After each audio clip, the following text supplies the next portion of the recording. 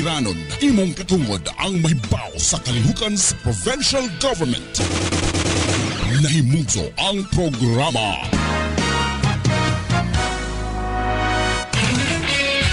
Sibya sa probinsya. Aron mahibaw ka sa mga programa o kayuhan nga imong maangkon. Sibya sa probinsya. Inyong makauban si Aldrin J. Sibya sa probinsya. Matag adlawng Miyerkules sa alas 11 sa buntag hangtod sa alas 12 sa uto sa radyo natin FM.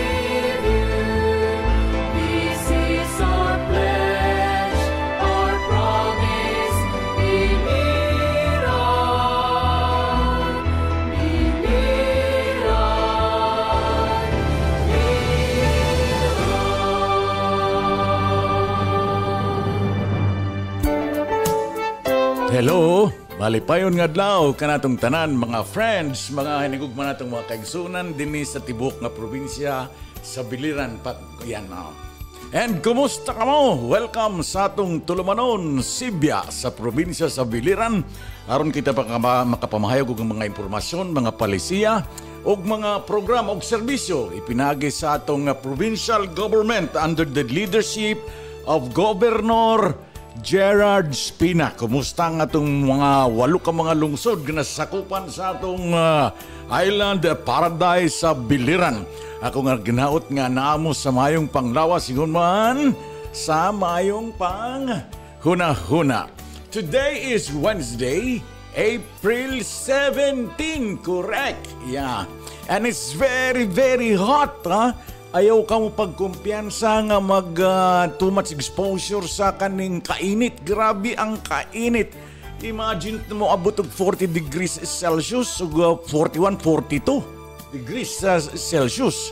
Grabe, ayaw gud ka mo painit og gikan sa morning, ha, alas 9 sa buntag hangtod sa alas 4. Kung mahimo silong kamo diya sa inyong mga panimalay under the tree, kay lisod kayo ang peligro sa heat stroke. Mukalit lang raba ang heat stroke. Maayo pa itong imong mga panglawas, maayo pa itong imong barog, kaliton ka lang og heat stroke. Sanglit maayo para ba mahuman kining ting-init. Unsa karon Abril pa lang. Usa pa ka bulan, sobra pa sa kabulan nga mawala kining ting-init. Grabe kayo.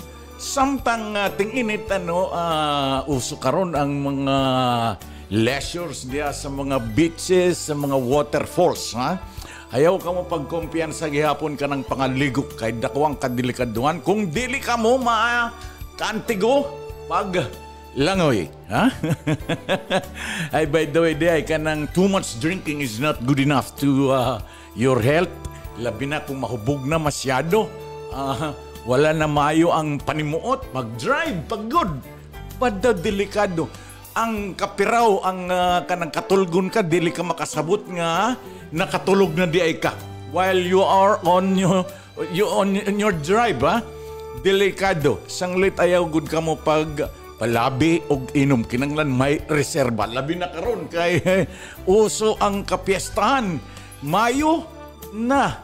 Abril, Mayo, sunod-sunod ang kapiestahan din sa atong barangay. Mga kalilain ng mga barangay.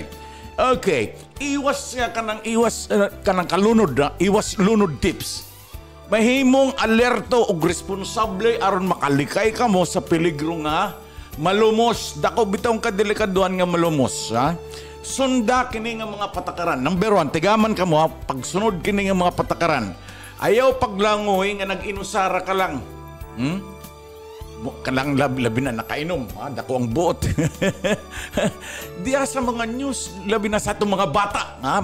Kita nalingaw lang kita dito sa kaning karisyo, nababayaan na ang atong mga kabataan, nga tuanan niya dito, pagresulta pa, adgidaw, ginoo ko, nanlutaw na, simba ko.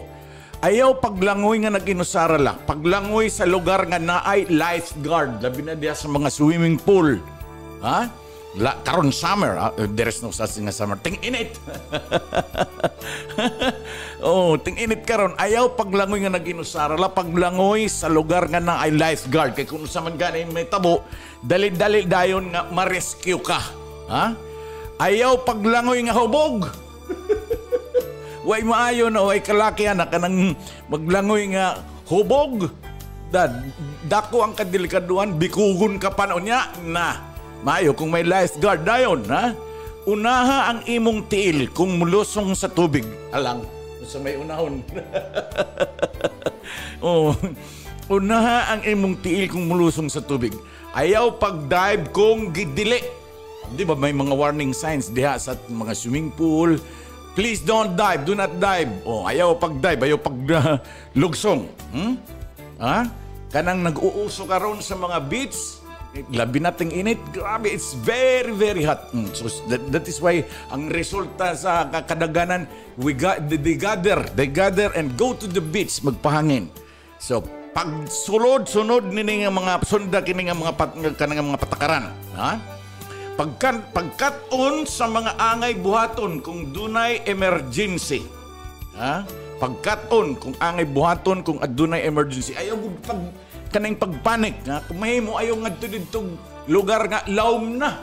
Kanang imong lang matugad kay basig anong may tabo, ha? Ano man nga may tabo, makalangoy ka pa, ha? Kay kung adto ka didto sa dili na nimo matugad niya, walay nakakita, dako ang kadelikaduhan, ha? Ladies and gentlemen, listen to me. Joa Tibulad Ducalos, good morning daw, ha? Kay daghan na ang mga nalumos, ha? Hibawon ug mabawba ug lawom nga bahin sa lugar nga langoyan. Sareng ko pa ayaw gud pagkadto didto og lugar nga lampas na sa imo ang tubig, dako ang kadelikaduhan. Ha? Hibaw kung dapat ba kanang lawom ba ni dinhi nga lugar o kanang igo lang na pwede nimo malangoyan. Kulagad ko Unless kung baga you are already an expert to do swimming, ha? You can swim. You can swim. Maayo, pabugnaw karon. Bitaw, it's very, very hot, ha? Pila ba ka degrees Celsius karon? Even in Baguio, nga bugnaw na nga ni dito. Muabot og 26 lang yapon na degrees, centigrade, ha?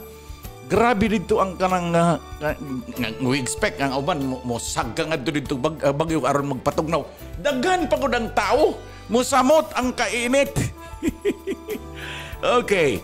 Bantay kung ikaw ay naglangoy, nasa layo na ulawom, kabahin, ha? Vigilant tayo gud kita pagkumpiyansa kay kinabuhi gud kini nga imo gidadala, ha? Labi na kung hubog nga maglangoy-langoy, ayaw gud. Unless kung baga expert na ka, bisan pa nga ni good expert, kanang igulagad nga maligo. Oh. Pag sulob og life jacket, kung dili ka maumulang. Bitaw, that sounds a joke, pero tinuod kini. Oh, that's the tips nga maiwasan ang kaning kalumos. Dagan ng mga balita, bitaw, labi ng mga kabataan, ha? Mga burbarkada, mga tudidtog kaning kadagatan, dagat niya, mulangoy. Ang dagat traba is very treacherous. Ha? Dako ang kadilikaduan. Sabi na diya sa mga kaning sa gatahan, ha? Edward Bisoyo, shout out daw, padi! Hello, Edward. You're listening right now. Happy listening, ha?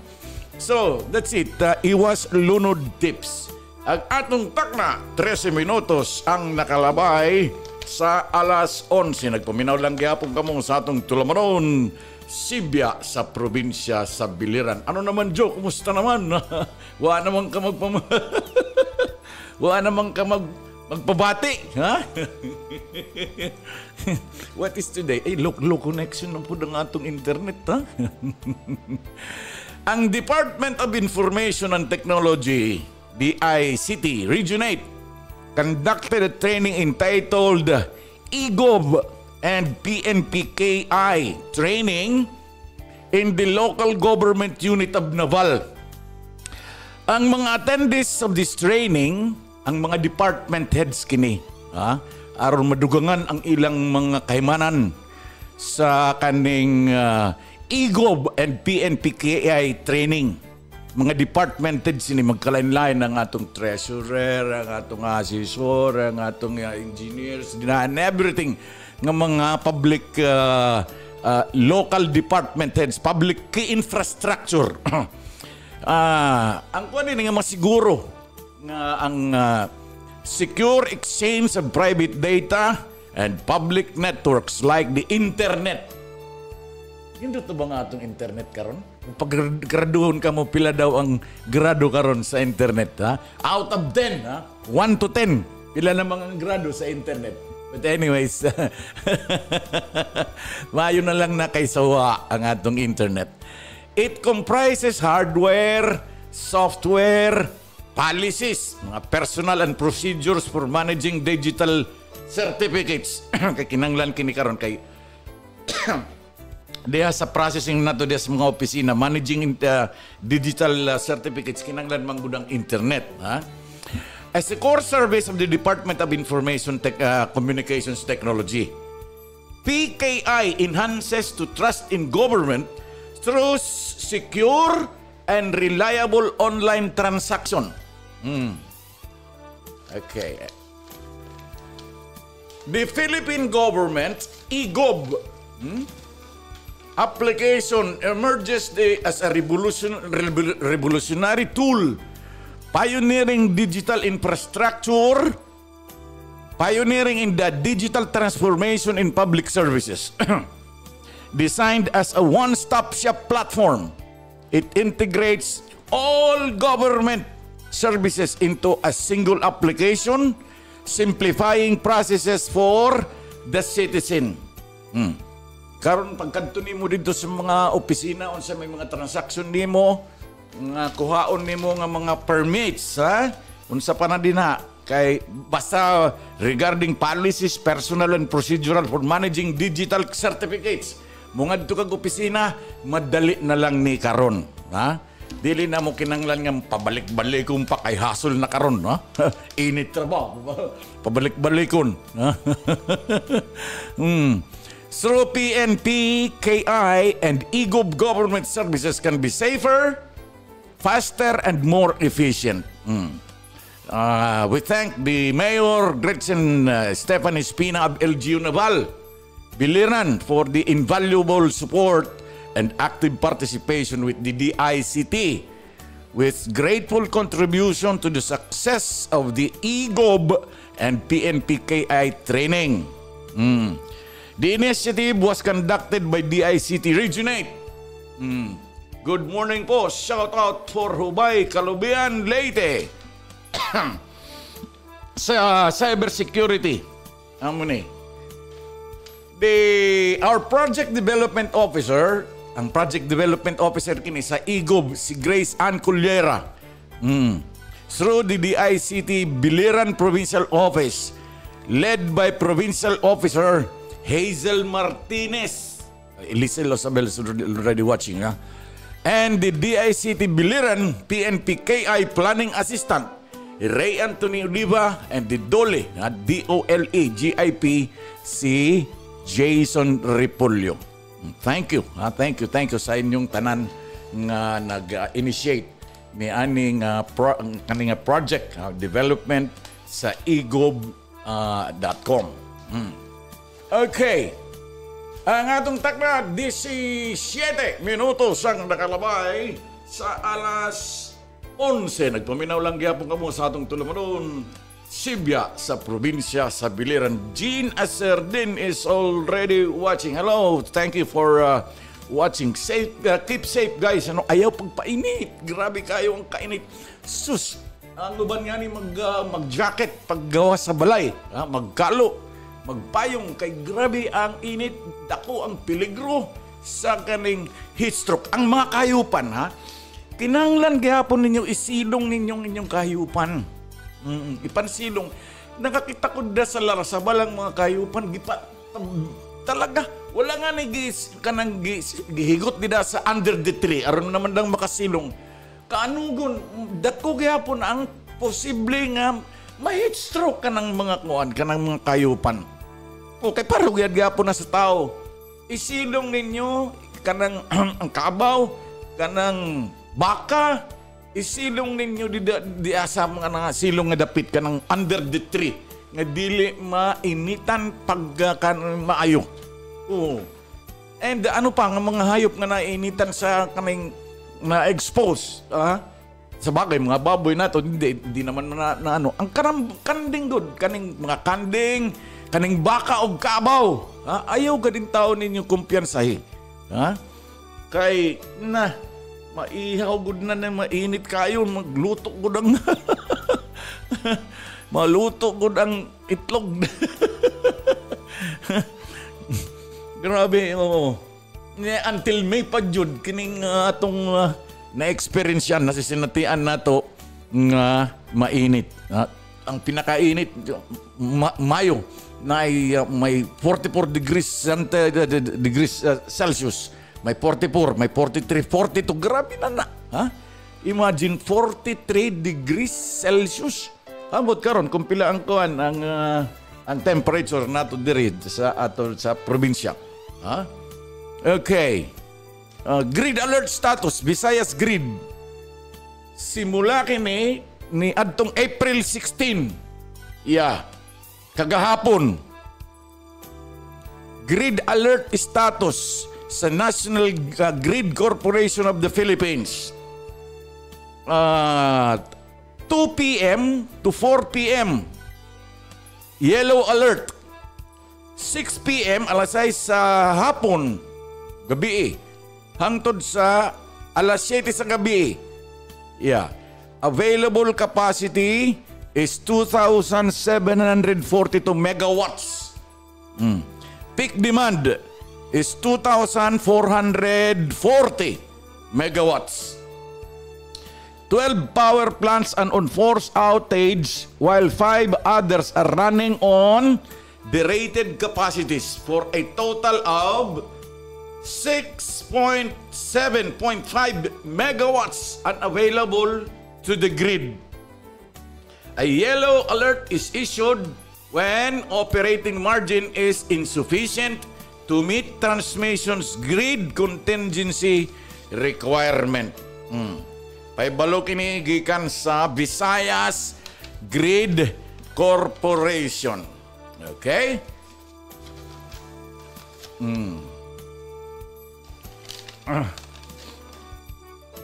Hello. Kinsa ba ni good morning. Shout out to ayan, Kalubian. Kusog diyan atong signal dihan sa kaning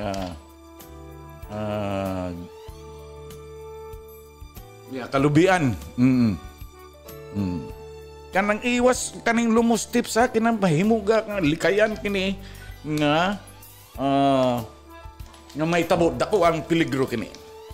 Okay. Tagma, 22 minutos ang nakalabay sa alas 11. Nagpabinaw lang gapon kamo sa atong tulumanon, Sibya, sa probinsya sa Biliran. Alam nyo ba, ang pinaka-poorest provinces in the Philippines? Yeah? Pinaka-pobre na probinsya din sa atong nasod. Salamat naman, wala ang Biliran. Thank you. Makaka-observe kamo sa Biliran is already moving, daghan na ang mga mihuras nga misulod din sa ato mga infrastructure. That is through the leadership gihapon sa atong pangamhanan sa atong local government, provincial local government, sa atong local government sa munisipyo. That only shows na nagtitinabangay ang atong mga leaders din sa ato. Pasalamat kita nga wala din sa listahan sa top 10 nga pinaka-pobre nga mga probinsya. Happy to report that the province of Biliran, even if it's remote, bisan nakita-kalayo, new and small, has been consistent is not being included in the annual poorest provinces in the Philippines report. Padayon lang ta sa pagprogreso para sa ating probinsya. Well, ang top 10, the poorest provinces in Biliran. Bangsamoro in Tawi-Tawi, number 1. Number 2, in Basilan, Bangsamoro. Puro mga Bangsamoro. I do not know what are they doing there. Ano kayang ginagawa ng mga taong ito doon na they are the poorest provinces here in the Philippines. Bangsamoro in Maguindanao. Puro Bangsamoro. In Maguindanao. Sa bagay, giyan ni sila dito kaning gira-gira kung ano sa paman dito. But ambot karon kay hinahinay naman dito ang pag-develop dito sa mga na-damage sa mga gira-gira sa panahon ni former President Digong. Na kuan naman dito. Hinahinay naman pag-develop sa mga nadanyos dito sa kaning gera. In Davao Region, ika-4th. Davao Oriental. Hala. Ika-4 nga pinaka-poorest provinces is Davao Oriental. In Davao Region.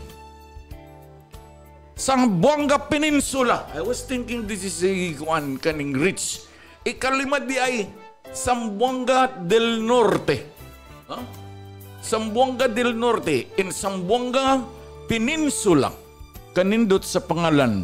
Peninsula pagod. Ika-5 nga pinaka-pobre nga probinsya. Ay, there is one in Region 8. Eastern Samar. Dakura ba kaning Eastern Samar?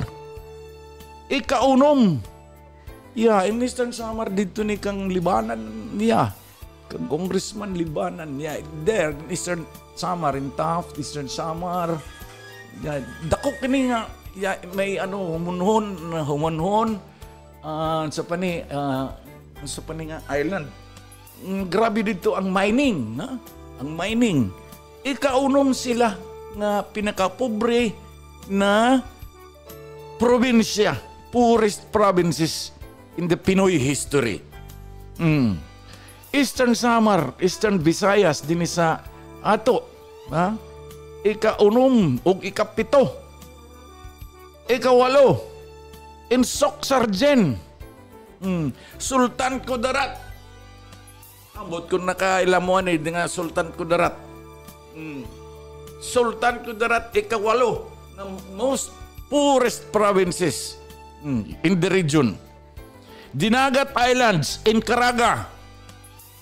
I do not know. Babasin na dugay na siguro nga. Pero nindot nga wa gyapon ang biliran. Pero dili naman ang biliran. Kay panahon pa ni kanang katong una pang gobernador nawala na sa list ang biliran sa mga pobre. Thank you sa atong mga kababayan na talaga bumabangon araw-araw. Ha? Kanino ka ba bumabangon? Bumabangon. Kada adlaw para sa kanang pagpakabuhi. Diha sa mga kabukiran, di nagpuyo ang atong mga kaigsunan. Well, 3 times a day, gadgyapon, mga ngaon kita, ha? We eat sometimes 4 times a day, including snacks. Ito, Dinagat Islands, nindot man dito unta ang ilang tourism para mo angat ang buhay ng kalidad ng ang negosyo, ang turismo unta. Dinagat Islands. In Lanao del Norte, Northern Mindanao. Lanao del Norte, Northern Mindanao.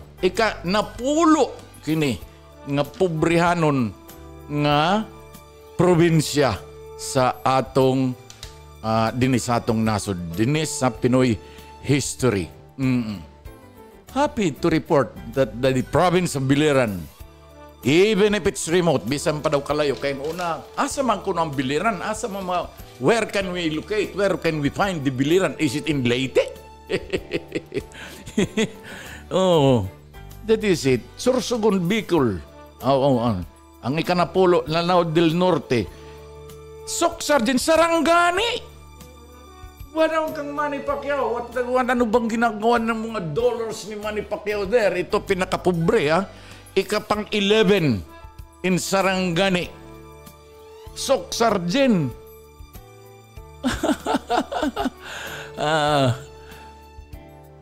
Okay. Pero, no. Palakpakan po natin ang probinsya sa Biliran. Sorsogon, Bicol. Ikapang 12 na pinaka-pobre na probinsya sa Biliran. Si ano ba? Di ba, Sorsogon, Bicol. Yeah.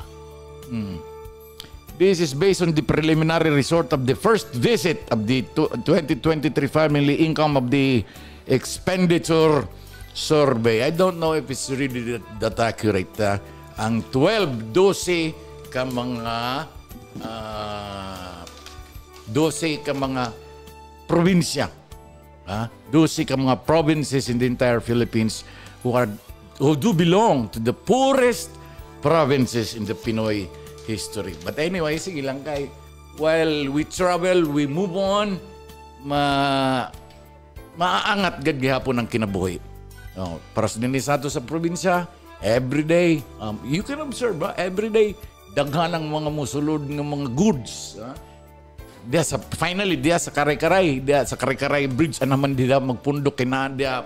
Ting sulod, ang gikan din ang musulod, ang gikan sa gawas, gikan dito sa Biliran, o sa mga outside Biliran, good diya sa Karay-Karay Bridge. But, it's working already. Nagtatrabaho diya, maski init, ang mga managers diya pa ipasilong anay, kailangan may scheduling diya.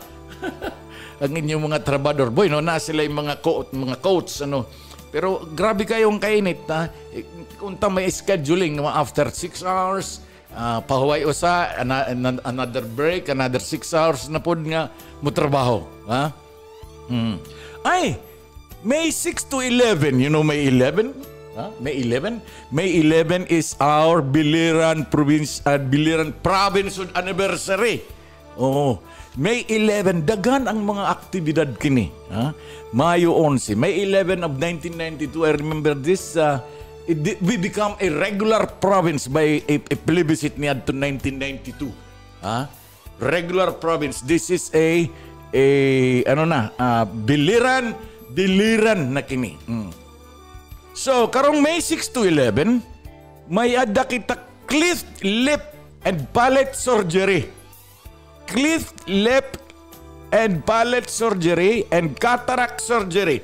Kung may mga kaigsunan ka mo nga may problema sa mata, kanang inside the house, pakipas the word na by May 11, 6 to 11, may clip lip bungi.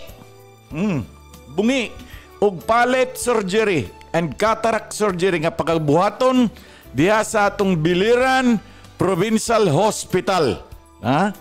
So pag mag-screening kini, I don't know, tatawagan ko daw si Maricel Companer. Next time, tatawagan tayo wala na matay oras, only 30 minutes lang kita din May 6 to 11, Biliran Provincial Hospital. Look for screening procedure.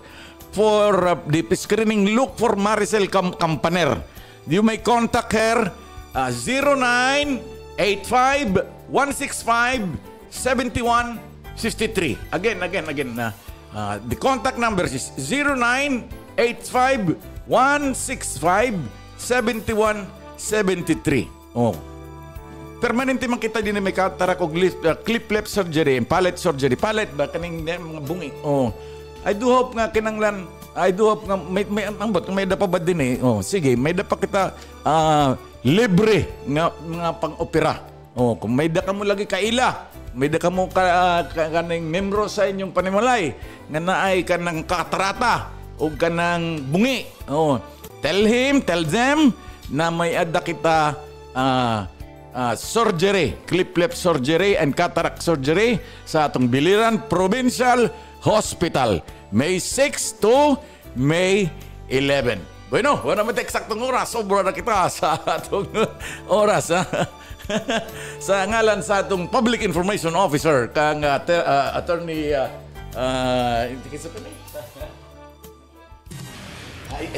Attorney Edgar Regano, ang atong Public Information Officer, ug sa ngalan ni Governor Gerard Spina, kini si Aldrin J. Nagpapasalamat sa inyong paminaw mayong udto. God bless and mabuhay. I love you guys. Serving the Philippines, Radio 19 nationwide. Live Extended.